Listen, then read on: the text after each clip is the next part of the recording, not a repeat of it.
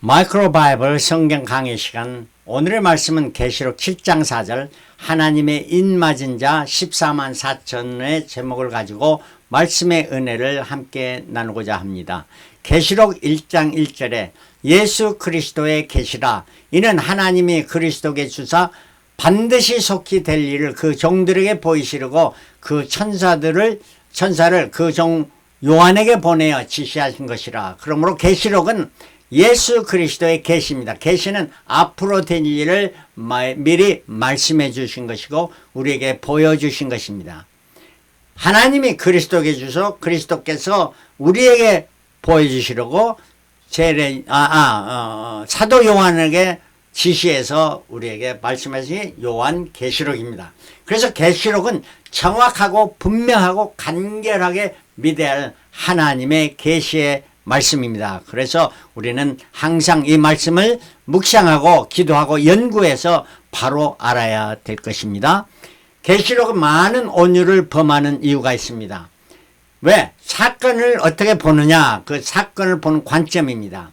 전능하신 하나님이시므로 이 모든 하나님의 계시하시는 분명히 1.1획의 변함이 없이 다 이루어지게 될 것입니다. 그래서 이 계시록을 보는 관점에서 상징의 해석이라는 것이 있고 상징적 해석이라는 것이 있습니다. 상징의 해석은 상징을 통해서 그 사실을 잘 해석하는 것입니다.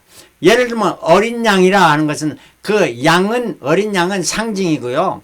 이 사실은 어린 양 예수 그리스도임을 말해준 것, 상징의 해석입니다. 그러나 상징적 해석은 뭐냐면 사실을 갖다가 상징으로 해석을 합니다. 그래서 주의해야 될 것은 계시록을 상징적 해석을 해서는 안 됩니다. 분명히 반드시 일어날 사실을 갖다가 하나의 상징으로 픽션으로 픽션으로 생각해서는 안 된다 하는 것입니다. 그래서 예수 그리스도의 피 흘리심은 어떤 사실인데 그걸 통해서 우리가 그를 믿음으로 말미암아 우리의 죄를 사해 주셨다 하는, 이것이 바로 중요한 사건 아닙니까? 두 번째로는 일어난 사건의 순서를 우리가 잘 주의해야 됩니다. 시간의 관점입니다.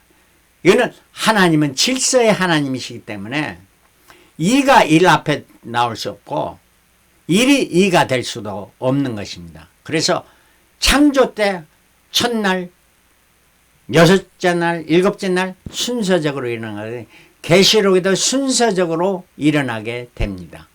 그래서 인때는 재앙이 나타나고 나팔 부는 재앙이 나타나고 대접 솟는 재앙이 나타납니다.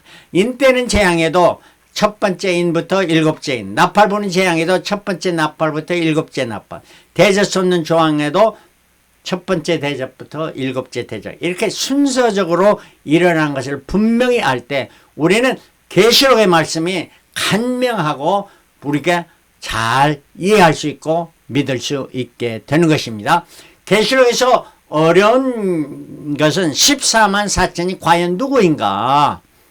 많은 이단들은 또 잘못 해석하여 14만 4천이 자기들이고 자기들이 섬기는 교단과 교파가 하는 것은, 이거는 분명히 성경 말씀에 비춰볼 때 이단이고 잘못된 해석이라는 것입니다. 왜 그런가 우리가 자세히 살펴보도록 하겠습니다.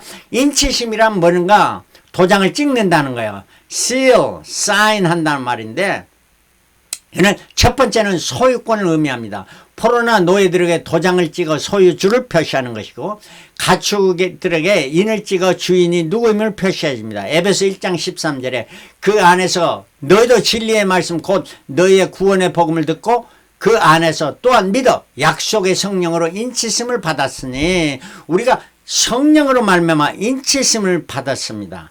그래서 하나님께서 우리를 도장 찍어 주신 것입니다. 그래 믿는 하나님의 자녀가 되었습니다. 그래서 하나님은 우리에게 너는 내 것이라 이렇게 말씀하고 있지 않습니까? 두 번째는 진짜임을 말합니다. 짝퉁과 진짜, 가짜와 진짜를 구별하는 것입니다.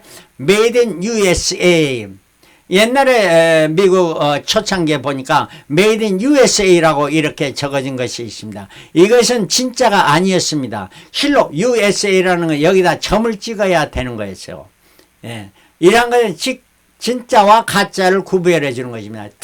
세 번째는 특권과 보호를 의합니다. 하나님의 인친사는 하나님께서 보호하시고 하나님께서 특권을 주셔서 능력과 힘을 주신다는 말이고, 사탄의 인친자는 666을 받은 자입니다. 이러한 자는 사탄이 도와주는 자죠. 이사야 41장 10절에 두려워 말라, 내가 너와 함께함이라. 놀라지 말라, 나는 내 하나님 됨이라. 내가 너를 굳세게 하리라. 참으로 너를 도와주라. 참으로 나의 의로운 오른손으로 너를 붙들리라. 하나님께서 우리를 인치셨고 우리를 보호하시고 우리에게 힘 주신다 하는 이러한 말씀입니다. 자, 14만 4천을 이해하는데 종말의 순서를 잘 알아야 됩니다. 인때는 재앙의 순서에는 첫 번째 인때는 흰말 자가 나옵니다. 이거는 어느 때냐? 복음을 빙자한 침략주의 식민지 시대를 말합니다. 대영조국의 시대가 있었죠. 많은 식민지를 두었던 것, 또 아편 전쟁을 일어냈던 이러한 일을 우리가 볼 수 있고, 두 번째 인때는 붉은 말탄자, 즉 공산주의 사상의 붉은 혁명을 말해줍니다. 이때는 서로 죽이는 큰 칼을 가지고 있어요. 그래서 공산주의자는 칼이나 낫을 갖다가 그 국기에도 많이 표시하고 있는 것을 볼 수가 있죠. 세 번째는 검은 말탄지입니다. 5절에 계시록 6장 5절에 저울을 가진 자, 자본주의의 경제사입니다. 이거는 갖다 이때는 밀이나 보리 한 대에 하루 장정의 임금에 속한 이러한 그런 아주 궁핍한실에 경제적으로 어려운 극심한 궁핍이 올 때가 옵니다. 그러므로 이 때가 아직 오지는 않았지만 지금은 이때이면서 아직 풍요하지만은 극심한 궁핍이 이르지는 않았습니다. 자,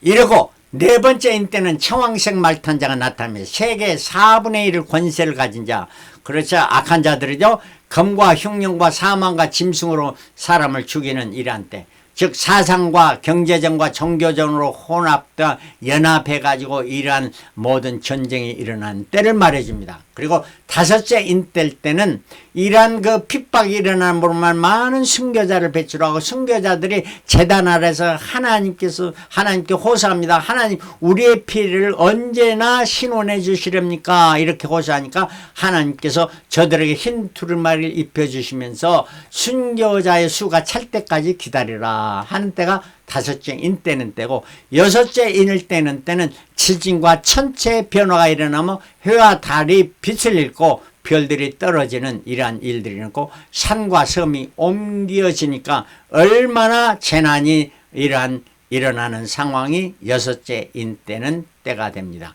그러므로 지금은 어느 때냐? 첫째 인은 지났고 둘째 인도 지났고 셋째 인의 때고 물질주의 경제전의 시대이고, 앞으로 이렇게 연맹 혼합주의 종교 사상전이 일어난 때가 오게 되고, 이때 많은 사람이 죽게 되는 이러한 때가 오게 되고, 순교자들이 많이 일어나고 영원히 하나님께 호소하고 여섯째인 때에 천재지변이 일어납니다. 그러고 나서 여섯째와 일곱째 인을 때는 그 중간기간에 계시록 7장에 나타나는데 14만 4천이 하나님의 인받은 자가 처음으로 성경에 나타납니다. 그러므로 14만 4천의 인받은 때가 아직 일어나지 않았다고 보는 것이 올바른 성경의 해석이라고 이렇게 보여집니다. 자, 일곱째 인을 뗄 때 그 재앙에는 계시록 8장에 나타나는데 이것이 곧바로 일곱 나팔 부는 재앙으로 연결되는 것입니다. 자, 7장에 14만 4천이 하나님의 인받은 때, 여섯째 인을 뗄 때 재앙이 마친 후에 네 천사가 땅과 바다에 바람을 멈추게 하려고 할 때, 네 천사가 바람을 멈추면 엄청난 재앙이 임합니다. 공기가 유통하지 않으니까 모든 식물이 말라 죽게 되고, 사람도 마찬가지죠. 비도 내리지 않죠. 이런 때에 하나님의 인을 가진 한 천사가 저들에게 말합니다. 하나님의 종들, 바로 믿는 자들에게 이마에 인치기까지 이를 멈추라, 스탑하라는 겁니다. 그리고 14만 4천에게 하나님의 인을 갖다가 쳤습니다. 이게 바로 이스라엘 12지파로 나타나는데 각 지파에 1만 2천 명씩 해서 14만 4천이 되는 것이었습니다. 이들에게 인을 쳤는데 과연 이들을 어느 지파였느냐? 그 지파를 보면 처음에는 야곱의 12아들이 처음 지파였습니다. 근데 출애굽 때부터는 지파에서 레위 지파가 제사장직을 하므로 거기서 빠지고 대신에 요셉의 두 아들 므낫세와 에브라임 지파가 12지파에 들어가서 12지파를 만들었습니다. 그리고 계시록 7장 14절에는 7장에는 14만 4천이 나타나는데 이때 12지파가 또 바뀌게 됩니다. 레위 지파가 다시 들어가고 단지파가 빠졌습니다. 자, 왜 단지파가 빠졌을까? 첫 번째는 지파의 숫자를 12로 맞추기 위해서라, 이렇게 생각해 볼 수 있습니다. 숫자의 3은 divine perfection, 신의 완전수고, 7은 spiritual perfection, 영적 완전수고, 10은 numeral perfection, 수의 완전수입니다. 12는 governmental perfection, 통치와 행정의 완전수입니다. 그래서 12지파, 12제자, 12문 계시록에 12진주, 12천사가 이렇게 나타납니다. 예수님께서도 12제자를 두는 처음 12제자 중에 예수님 가룟 유다가 나중에 빠지게 되죠. 예수님을 팔아서. 그리고 마띠아가 다시 들어가서 12를 맞추게 됩니다. 이토록 지파에서 12를 맞추기 위해서 단이 빠졌다, 이렇게 볼 수도 있고, 두 번째는 단지파는 소극적이며 부정적이며 악을 행하는 자였답니다. 계시록 49장에는 이스라엘 야곱이 그 12지파에게 12자녀에게 축복 주는데 단에게는 이런 말을 합니다. 단은 길의 뱀이요 첩경의 독사리로다. 독사라는 거요. 말꼬를 물어서 그 탄자로 뒤로 떨어지게 하리로다. 이렇게 하면서 축복이라 받아 저들은 저주를 받을 자라 하는 이란 말입니다. 그래서 단지파는 가나안 땅에 분배받으면서 서남부 해안 지방을 분배받았는데 그곳에 사는 자들이 블레셋이었습니다. 막강한 블레셋을 당연히 물리쳐야 하는데 그러지 못하고 훗날에 동북쪽 산지로 이주해버린 자, 소극적으로 이주해버린 자가 단지파였고, 그 훗날에는 남왕조와 북왕조로 관리했을 때 북왕조에 속해서 다 이스라엘 예루살렘 가서 제사를 드려야 하는데 그걸 지금 못 드리게 하고 베델과 단에서 신상을 섬기겠고, 6월절을 7월 15일, 그러니까 6월절을 1월 15일을 6월절을 지킨 것이 아니고 8월 15일로 들게 했던 이러한 악을 범했고 소극적이고 부정적인 일을 했기 때문에 단지파가 빠지지 않았나, 이렇게 생각이 되어집니다. 자, 그러면 14만 4천은 이스라엘의 후손일까 아니면 누구일까 하는 건데, 로마서 2장 28절에 대저 표면적 유대인이 아니요 표면적 육신의 할례가 아니요 아니라 오직 이면적 유대인이 유대인이며 할례는 마음에 할지니 신령에 있고 의문에 있지 아니한 것이라, 그 칭찬이 사람에게서가 아니고 다만 하나님에게서로다. 그러므로 말미암아 유대인의 족보로 해서 유대인이 아니고 우리가 예수 그리스도를 믿음으로 말미암아 참 할례를 받고 새 사람이 되고 그리스도인으로 참 유대인이 됐다 하는 이런 말씀입니다. 그러면은 14만 4천이 유대인이 아니라는 거예요. 물론 유대인들도 들어가 있겠지만은 그거는 전체적으로 볼 때는 아니라는 거고, 하나님의 그러면 14만 4천이 누구일까? 하나님의 종들로서 일곱째 인을 떼기 전에 하나님의 인침을 받고 정말의 특별한 사명을 맡은 자들이다. 군대로 말하면 특수부대에 속하는 특수부대 요원이 14만 4천이라 하는 이런 말씀입니다. 자, 그러면 14만 4천이 상징인 숫자일까 아니면 실제로 14만 4천 명일까 하는 건데, 정말의 특별히 인침을 받은 특수 정예 부대로 통치적 숫자로 그 부대를 나누고 그 부대의 각 부대의 1200명을 실제의 숫자로 보여지는 것입니다. 왜냐하면 기드온의 전쟁에서 처음에 32,000명이 모였는데 애들을 다 놔두지 않고 돌아가라. 두려운 자는 돌아가라 하고 10,000명이 나오면 10,000명도 많다. 그래서 물에 가서 물을 어떻게 마시느냐 봐서 300명만 남기고 나머지는 다 돌려보냈습니다. 그래서 기드온 300명, 정확한 숫자죠. 300명만 남으면 그 300명이 바다의 모래와 같은 이러한 미디안의 적군을 다 물리치고 승리했던 이러한 것을 볼 때에 분명히 14만 4천은 정확한 숫자일 것이다 하는 이러한 말씀입니다. 이들은 일곱째 인 때는 재앙, 즉 일곱째 나팔 부는 재앙에 사탄의 세력, 즉 악과 싸워 승리를 가져올 신앙의 정예 군인들이다 하는 이런 말씀입니다. 자, 이렇게 해서 이제 일곱째 인을 떼게 되고 일곱째 인을 떼게 될 때에 일곱 나팔의 재앙이 부는데, 첫째 나팔의 재앙은 우박입니다. 불이 나타나서 식물의 3분의 1이 패망하고, 둘째 나팔에는 산이 바다에 던져져서 바다의 생물과 피조물의 3분의 1이 죽임을 당하고, 셋째 나팔 재앙에는 큰 별 쑥이 강과 샘에 떨어져, 큰 별 쑥이 그냥 그 각각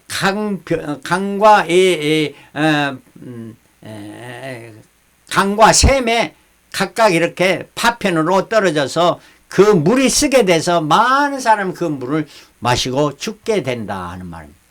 넷째 나팔 불 때 해와 달의 별의 3분의 1이 필이 있고, 이럴 때 화가 있으리라. 세 번의 화가 있는 이러한 것을 천사가 경고하는 일이 넷째 나팔 불 때 그 재앙으로 나타나게 됩니다.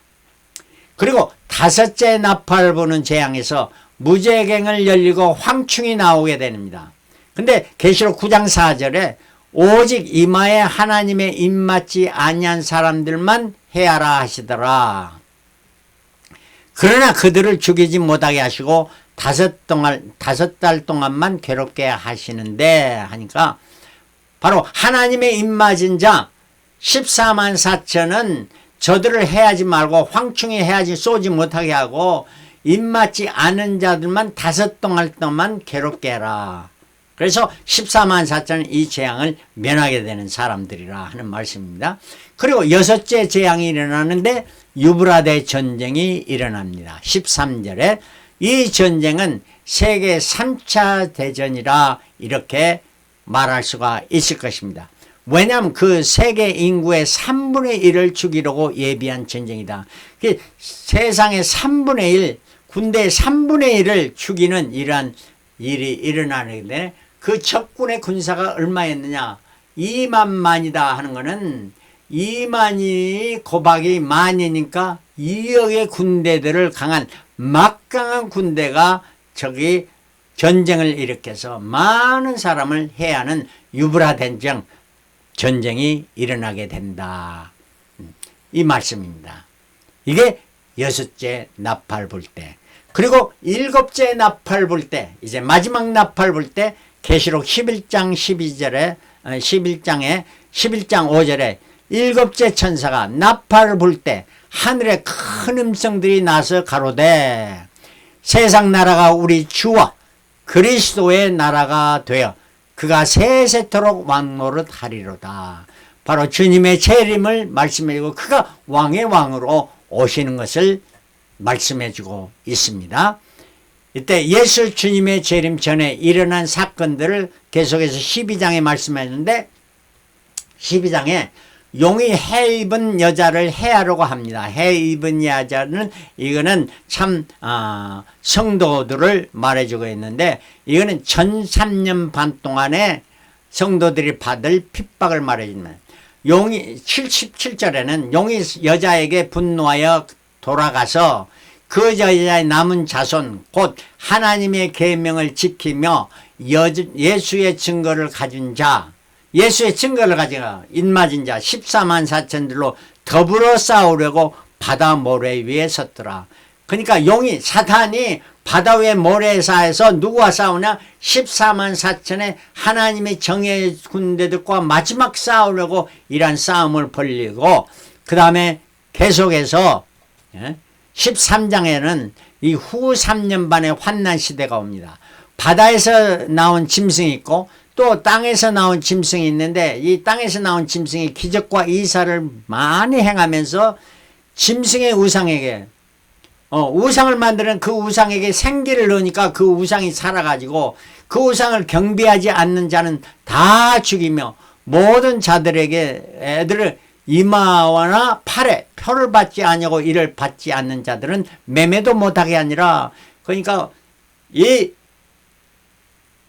짐승의 숫자 666을 받지 않는 자들은 다 매매도 못하고 하는 이러한 대환란, 후 3년 반의 대환란의 때를 맞이하게 된다 하는 이런 말입니다. 그리고 13장이 끝나고 14장에 이르러서 14장에 그리스도의 재림과 14만 4천, 또 내가 보니 어린 양이 시온산에 있었고 그와 함께한 14만 4천이 있었는데 그 이마에 어린 양의 이름과 그 아버지의 이름이 쓴 것이 또다. 바로 예수께서 시온산에 서셨다 하니까 재림하신 예수님, 시온산은 예루살렘이에요. 예루살렘에 임했고 그와 함께 14만 4천 하나님의 인셈을 받은 자들이 그 이마에 어린 양의 이름과 그 아버지의 이름을 쓴 것이다. 입맞은 자들이 주님의 재림에 함께 아닙니다. 그러므로 14만 4천은 전 3년 반과 후 3년 반의 환란을 기간을 견디며 666의 인을 받지 않고 끝까지 싸우며 살아서 주님의 재림을 보게 되는, 주님의 재림을 살아서 보게 되는 주님의 정예의 군인들이 14만 4천이나. 그래서 살아서 믿는 자는 영원히 죽지 아니하라, 이런 축복을 받는 자들이 14만 4천의 사람들이다 하는 이런 말씀입니다.